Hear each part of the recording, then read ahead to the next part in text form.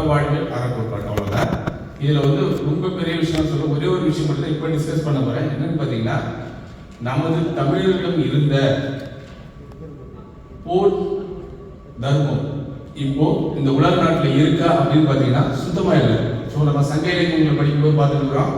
அதாவது போர் அறிவிக்கிறதுக்கு முன்னாடி பார்த்தீங்கன்னா பெண்கள், குழந்தைகள், வயதானவர்கள் எல்லாம் வந்து பாதுகாப்பான இடத்துல வச்சுட்டு தான் சண்டை போட ஆரம்பிப்பாங்க. இப்போ பார்த்தீங்கன்னா ஃபர்ஸ்ட்டு குண்டை எங்கே விழுதுன்னா ஆஸ்பத்திரியில் தான் விழுது. ஸோ இந்த மாதிரி பார்த்தீங்கன்னா ஏகப்பட்ட வயலேஷன் வந்து நடக்குது. இதற்கெல்லாம் எல்லா பிரச்சனைக்கும் தீர்வு வந்து நம்ம சங்க இலக்கியங்களில் உள்ளது.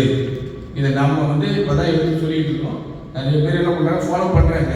அது மாதிரி பார்த்தீங்கன்னா வீரம் என்பது பார்த்தீங்கன்னா வந்து அவர்களுடைய ஒத்த வீரம் உடையவர்களோட தான் நம்ம வீரத்தை காட்டணும் அப்படின்னு சங்க இலக்கியத்தில் சொல்லியிருக்காங்க. பட் இப்போ பார்த்தீங்கன்னா அப்படி இல்லை. அது மாதிரி பார்த்தீங்கன்னா ஆக்சுவலாக இந்த மாரி அந்த காலத்தில் வந்து பெண்கள் வந்து முறத்தலை என்ன பண்ணாங்கன்னா புள்ளி அடிச்சு வரக்குனாங்க அப்படின்னு சொன்னால் இல்லை அந்த காலத்துல சொல்றாங்க. இல்லை இப்போ ரீசெண்டாக ஒரு 3 வருஷத்துக்கு கூட அதே இன்சிடென்ட் திரும்பவும் நடந்துச்சு. பல பேர் கேள்விப்பட்டிருப்பீங்க. நம்ம வால்பாறையில் வந்து சொல்லி போயிருக்கும் போது குழந்தைய சொல்லியிருக்காங்க. ஒரு சிறுத்தை வந்துருக்கு. சிறுத்தை எடுத்து குழந்தைய காப்பாற்றுறது சொல்லியாலே விரவாளி அடிச்சு அந்த சிறுத்தையை கொண்டு காப்பாற்றிருக்காங்க. ஸோ அந்த மாதிரி நிறைந்த தமிழினம். அது பார்த்தீங்கன்னா இந்த மாதிரி செமினார் கான்ஃபரன்ஸ் நடத்துறோம்ல, இதனுடைய இன்புட் இம்பேக்ட் என்ன அப்படின்னு பார்த்தீங்கன்னா வந்து இதுக்கு ஒரு உதாரணம் நான் சொல்லணும்னா ஒரே ஒரு உதாரணம் என்னன்னா, ஒரு 8 வருஷத்துக்கு முன்னாடி நான் படித்த பூம்பா கல்லூரியில் வந்துட்டு ஒரு கான்ஃபரன்ஸ் நடத்துகிறாங்க. அதில் நான் ஒரு பேப்பர் படித்தேன். என்னன்னா சங்க தமிழர்கள் சுற்றுச்சூழல் ஆரம்பம். அந்த பேப்பர் ரெடி பண்ணதுக்கு நான் படிக்கும்போது நிறைய விஷயம் அப்போ தான் தெரிஞ்சுது. சரி ஏதாவது சுற்றுச்சூழல் செய்யணும்னு சொல்லிட்டு அதுலேருந்து ஒரு 2 வருஷம் யோசனை பண்ணி 6 வருஷத்துக்கு முன்னாடி என்ன பண்ணேன்னா பண விதையை பண்ண ஆரம்பித்தேன்.